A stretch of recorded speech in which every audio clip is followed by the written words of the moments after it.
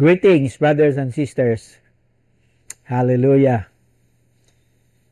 It's a cool evening today here in Davao City. Rain has been falling down for hours now, slowing and yet returning. But of course, in other places, the sun is up.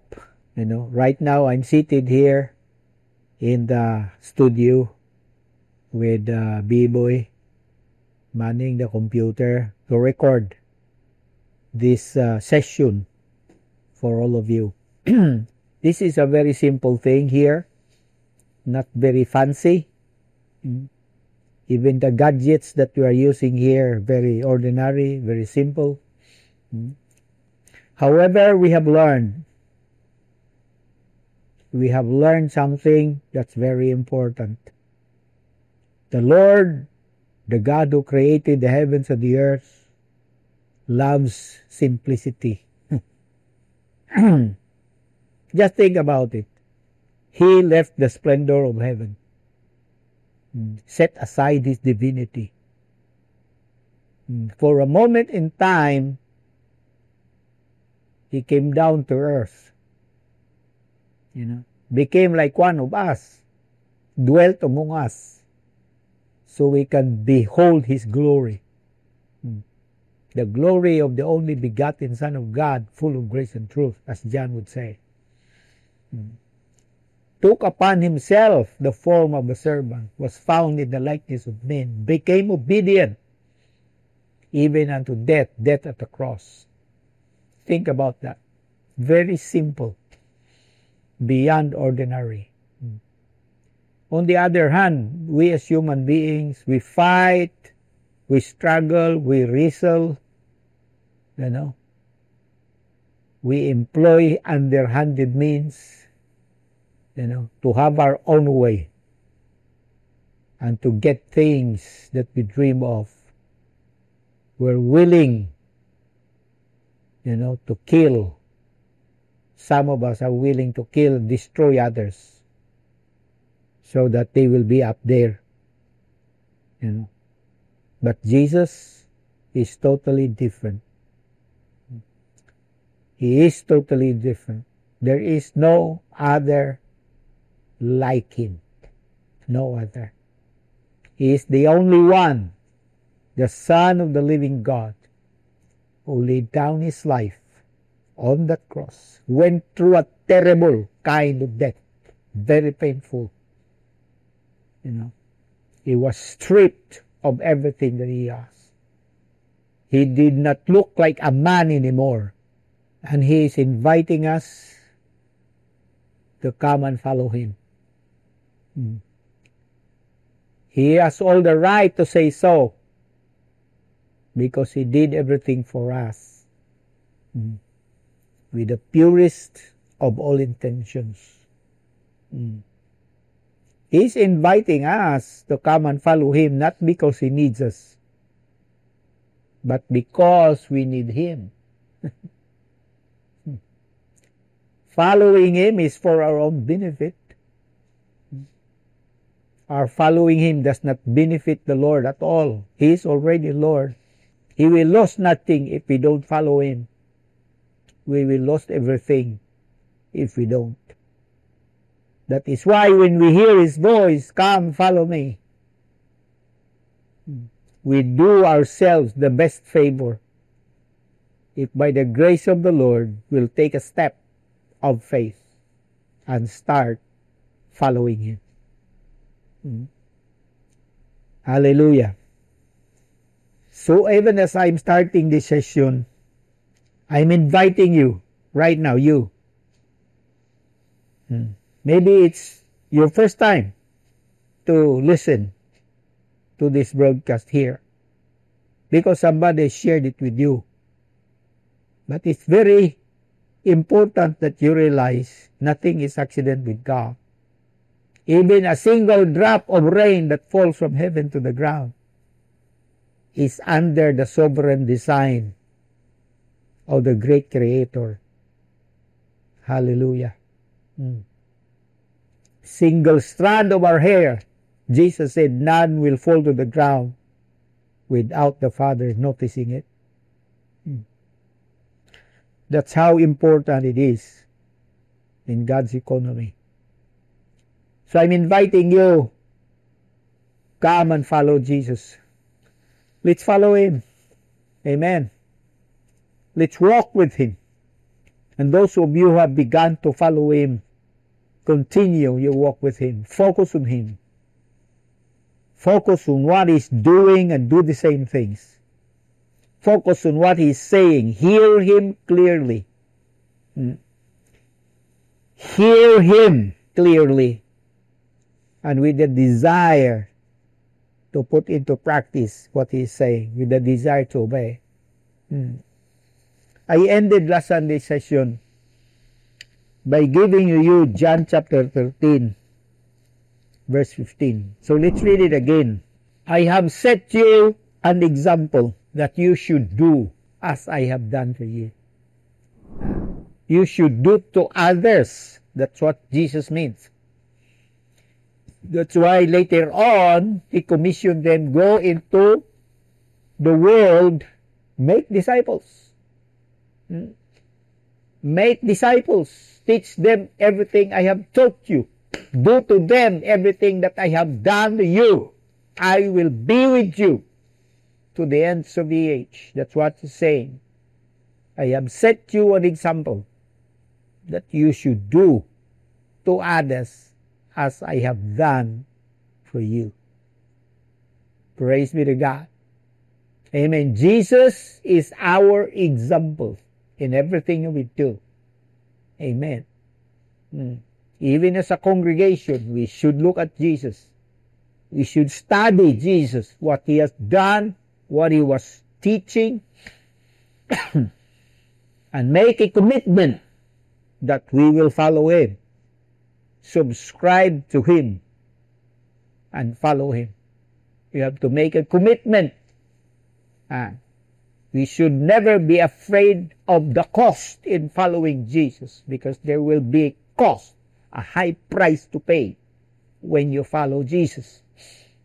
He already forewarned His disciples, if anyone wishes to follow me, let him deny himself. Let him take up his cross and let him come and follow me every day. Can you say the word every day? That is why there should not be a Christian that's only a Christian on Sunday. And then the rest of the week, he lives like the rest of the world. Shame on that person. Because a true, genuine Christian and follower of Jesus Christ is committed to follow Him every day. Live his life after Him every day. Do His works every day for the glory of His name. I have set you an example that you should do. You should do as I have done for you. Now, just in case you are thinking what is the will of God for you? So many Christians are baffled, cannot settle down on what is the will of God for them. My suggestion here, based on this verse, is look at what Christ has done.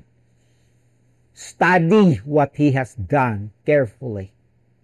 And then what He has done, He is ordering you to do the same to others. And for sure, you will find what is the will of God for you. How is that? Deal? Now, let's read verse 17. Verse 17, Jesus continues by saying, now that you know these things, He was again, I am saying to you, telling you, He was talking directly to His 12 disciples. He was talking the same to His 12 disciples. At this moment, 11, because Judas, after he just left. Now that you know these things, this is in plural. It doesn't refer to one particular thing, but it refers to several things. It's plural. Now that you know these things, you will be, say the word, you will be blessed if you do them. When are you blessed? When you do them. If you do them. The blessedness of God in this verse is conditioned on your acting upon what He has shown you as an example.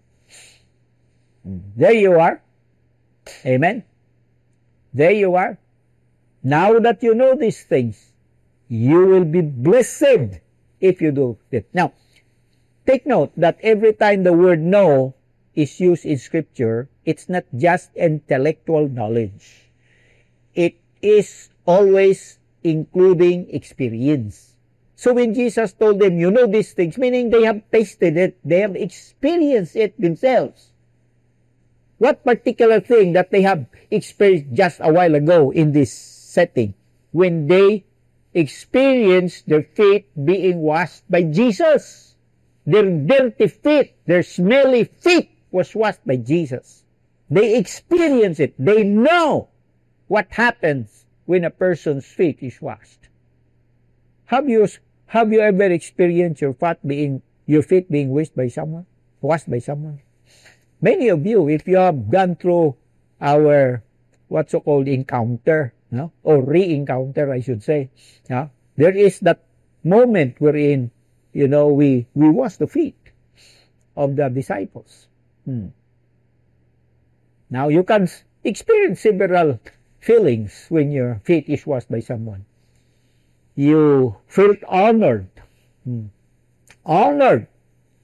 Especially when the fellow that's washing your feet, you look up to him. You are, he is higher than you. He is of high stature than you. For example, he is a principal. You're just a janitor, but he, the principal, washes your feet. You feel so honored. But at the same time, you will feel so humble. You see? Broken. Before the one that's stooping down, wash your feet. Okay? You feel valued. Wow. You feel welcome. Welcome, accepted. Especially in the Mediterranean context, because this feet washing is practiced there. When they receive guests, the first thing that they will do to the guests is wash their feet. That's why all houses in the Mediterranean during this time, they have large jars by the front door. And these jars are filled with water. Because when they have visitors, the first thing they will do to the visitors, they will wash their feet. See? They will wash their feet. And we all know that the roads during those days, they were dirty, they were dusty. And the animals or the vehicles that they were using there in those days when they travel are animals. Horses, donkeys, camels, and the like. And they just freely throw away their poops anytime they want to. On the road, the same road, where people would walk apart. And, even though you try to walk carefully, there is always that high chance where you will step on one of those dirt strewn on the ground. And then when you get into the house, you bring that with you. That is why the host will first wash your feet. But it is a signal to you that you are accepted into their house. You're welcome. You will be honored. You will be honored. But at the same time, you will feel happy, comforted that at long last, you find a place where you are welcome. You will feel at ease and relax. after your feet is washed or while your feet is being washed. Of course, you will feel safe. This place is a safe place for me. They're washing my feet. Praise be to God. That is why when Jesus said, now that you know these things, you will be blessed if you do them. And previous to that, he said, I have set you an example that you should do what I have done for you. You now will realize why Jesus was saying this. Because this is the way. This is the way that will soften the hearts of people. When you stoop down to their level and serve them what's good for them. You know, what will make them happy, honored, what will make them at ease, relaxed, what will make them safe, what will make them comforted and comfortable, etc.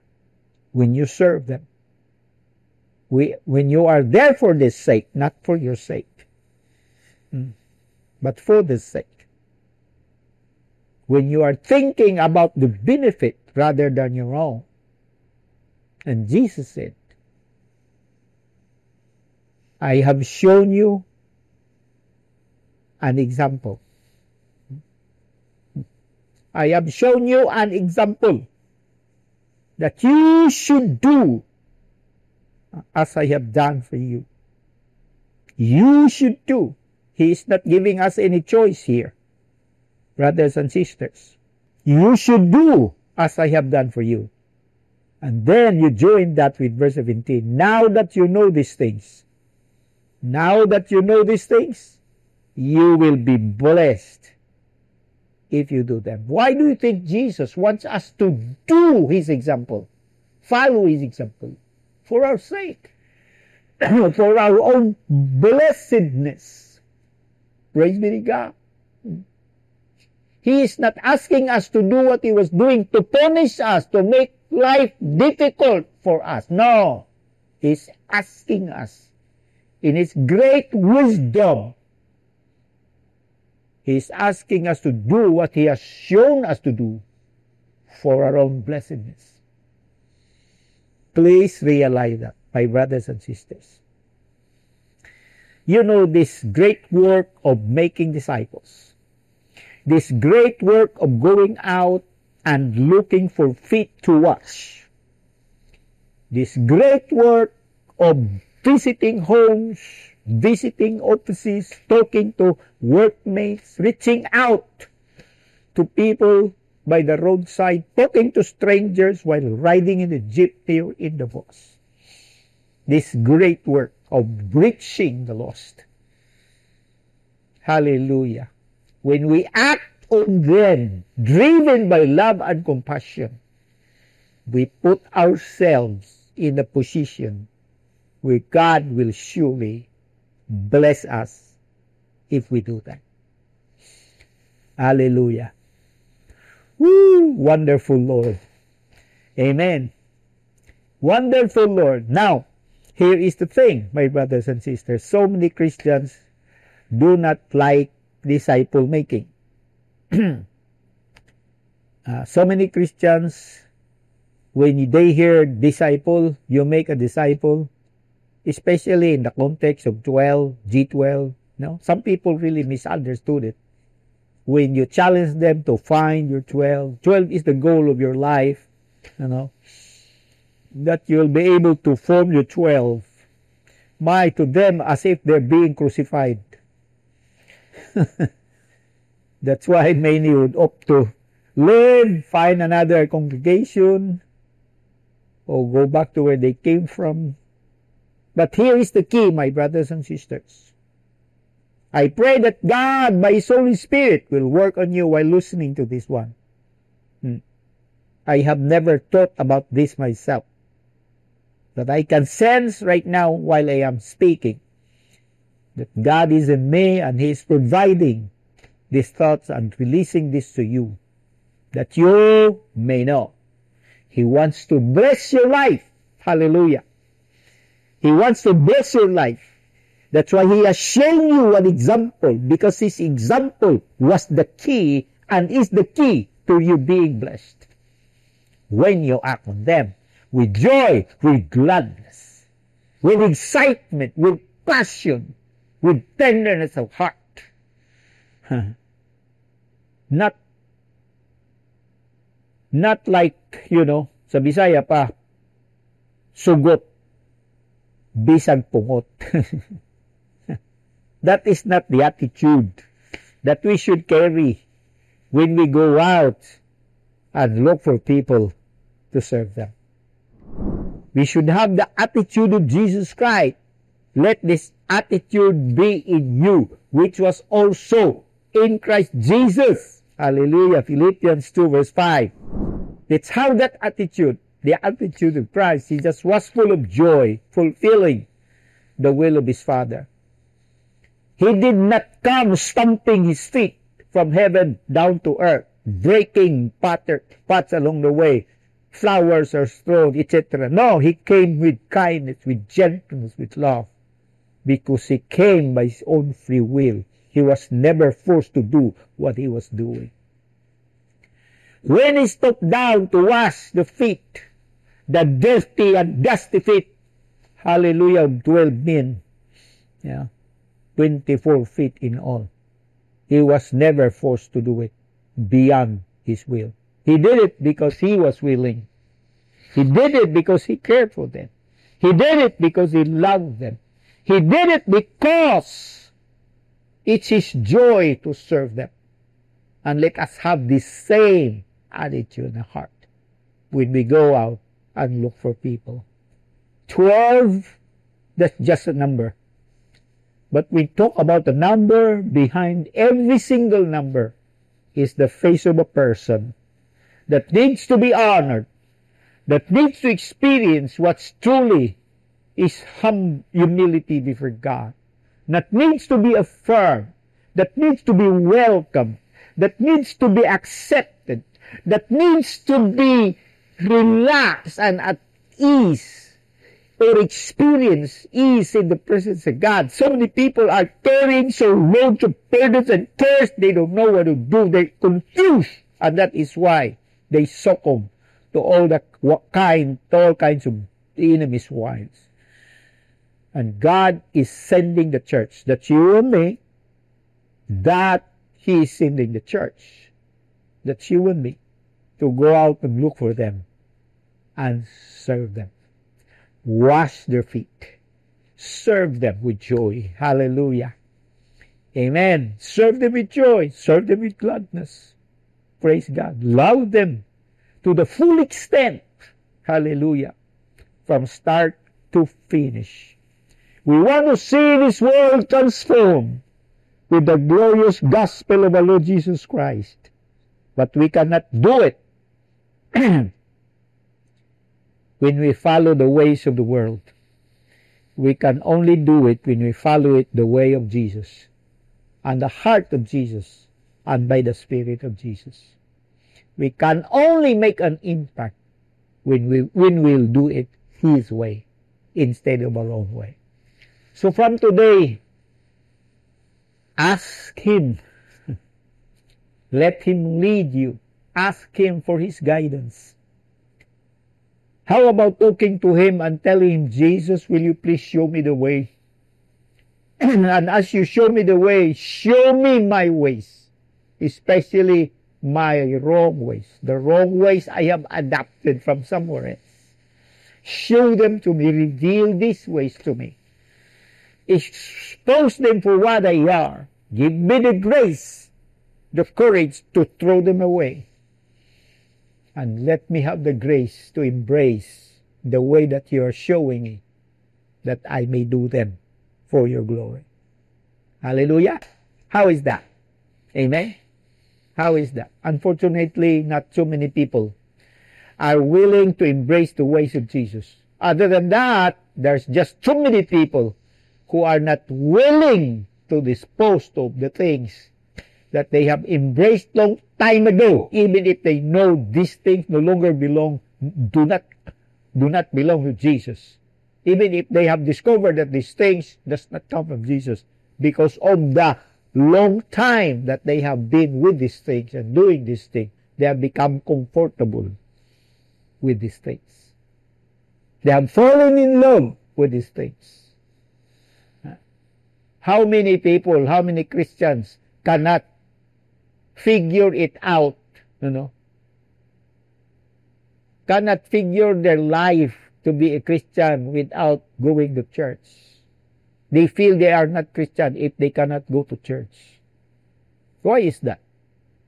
Because tradition has become instilled in them, already chiseled strongly, cemented in their heart and in their mind, and that cannot understand anymore. When you talk to them a better way,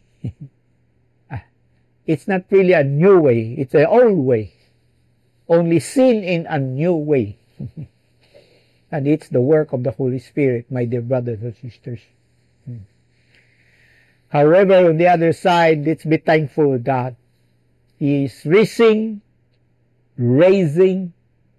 a different breed of people. I do not say this in pride. I do not say this with arrogant heart. I am truly humbled, by what God is doing. I do not despise my brothers and sisters who are still, doing the institutional way. Because the truth of it is just so many people has come to know the Lord using this way. We cannot deny that. However, as they would say, we are hearing the different beat of a different drummer. And because we do, we are duty bound to fulfill them. Jesus said, now that you know these things, you will be blessed. You will be blessed.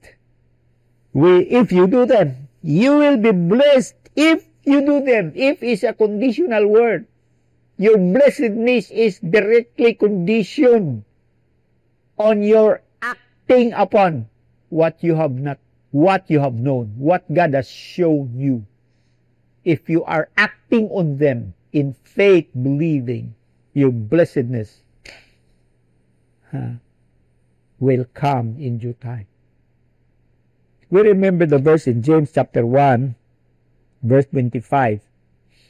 This was a lesson the Lord has given us, the lesson given me many months back. James 1:25. Therefore get rid, 25. But the man who looks intently into the perfect law that gives freedom and continues to do this, not forgetting what he has heard, but doing it. What happens when he doesn't forget what he has heard, but doing it? What happens? What will happen? He will be blessed in what he does. When is his blessedness going to start? When he starts doing what he has heard. But again, many times in the church that we are doing every Sunday, people are just listening. They're just hearing because their audience never come to their understanding that the purpose of hearing is so they will know. And once they know, they will have to act. They have to put into practice. This has not been made clear to them. So every Sunday they go to listen. After that, they shake the hands of the preacher and tell, oh, what a beautiful sermon. I am touched, I am blessed, I'm inspired. And yet the rest of the week, there's no action. Some have been going on for 15 years, 25 years, 35 years. Some have keep on hopping from one church to the next church, listening to every preacher of every kind. But they have never experienced the blessedness that Jesus and his apostles has promised. Why? Because they failed to put into action the things that they have learned. My dear brothers and sisters, I only wish and pray that you and us all will experience the blessedness that our Lord and Savior has been talking about. He has no plans of punishing you and making life difficult for you. He is no sadistic person. He loves us all so much, He wants to bless us. But many times, the blessings that He promised is attached to conditions. Like this one. When is the blessedness going to happen? If you do that. And we all know what blessedness means. I made mention of this to you many times in the past. The word blessed comes from the Greek word makarios, and it carries two basic meanings. One, to be blessed means to be enlarged. How many of you like that God will bless you? Which means God will enlarge you. He will enlarge your life. He will enlarge your heart. He will give you a capacious heart, so you'll just be able to receive some more from the Lord. He will enlarge your understanding.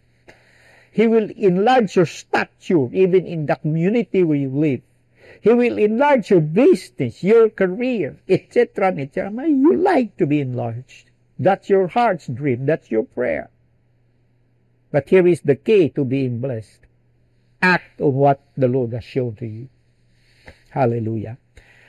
The second meaning to being blessed is to be long in duration. Because what's the use of God enlarging you, but it will only last for 3 weeks? After 3 weeks, you just fall down again, and everything is gone. No. The blessings of God will last very long time. Even up to the 10th generation, which is a poetic way of saying endless. The blessings of God is, and He will, your children, great grandchildren will still benefit from the action that you take because you were obedient to the voice of the Master. So today I am encouraging you. Hallelujah. Know these things, and once you know these things, act on them. What we're talking about, we have shown by Jesus an example to follow. Let's go and look for people. Do not make any excuses. Those of you who have gone abroad because of work, we know how difficult it is to come into a foreign land, to start working, total new culture, new language. Everything is new to you. And yet you carry with you the vision of the kingdom of God. You receive a commissioning from the Spirit of the Lord, the risen Christ. And you hear Him reminding you all about this thing. He is not punishing you. He is giving you an opportunity not only to experience, but also to enjoy, so that you will have the credibility and authenticity to share it with others. Hallelujah. Share it. He's giving you that. That's why right where you are, in the place that He has sent you, stand firm and be faithful. Do His assignment. Look for people and serve them. Not in the traditional way, not in the institutional way, not in the religious way, but do it the way of Jesus. Hallelujah. Listen to the voice of His Spirit. He has given to you His Spirit to empower you, to enable you. Hallelujah. So that even if you find yourself in the most difficult and challenging situation, you will know what to do, because the Spirit of God will lead you. Hallelujah. The Spirit of God will put words into your mouth, and all you have to do is open, and you will be surprised. You will hearing yourself saying things you have never thought about that you will say. And you might think, how is this possible? The only answer is God is fulfilling His promise. He will be with you to the end of the age. He will be with you in Japan, in Taiwan, in South Korea, in Burma, in Burkina Faso, or wherever God will send you. He'll be with you. Hallelujah. Praise be to God. Now that you know these things, blessed you will be if you do them. Father, thank you. I want to say thank you, O Lord. Thank you for allowing us to see, O God. Hallelujah. allowing us to behold the beauty of what you're doing amongst your people, ordinary, simple folks. And yet, because they are learning and listening, oh Lord God, to the voice of your Spirit, and your Spirit is helping them to be receptive, Lord, and retentive, Lord, of your word. And your Spirit is helping them to start practicing what they are listening and what they have received from you. Thank you, dear Lord. Thank you for those who have ventured, oh Lord God, into the journey of making disciples, reaching out sa ilang mga uncles, aunties, brothers, sisters, and parents, and neighbors, classmates, and workmates. Thank you, O Lord God. God, let there be more stories, O Lord God, that will bring inspiration to the rest of the community that you're building, God. Hallelujah. Thank you. Thank you, dear Lord God, for the testimonies of lives that have been changed. I'm so full of gratitude that someone has brought them the gospel. Someone has shown them the way. That someone has shared their hearts with them, caring for them, comforting them, making them at ease, O Lord God, affirming them. Hallelujah. Someone was obeying your law. Thank you, Father. God, we all give you the glory and honor and praise. In Jesus' name, amen.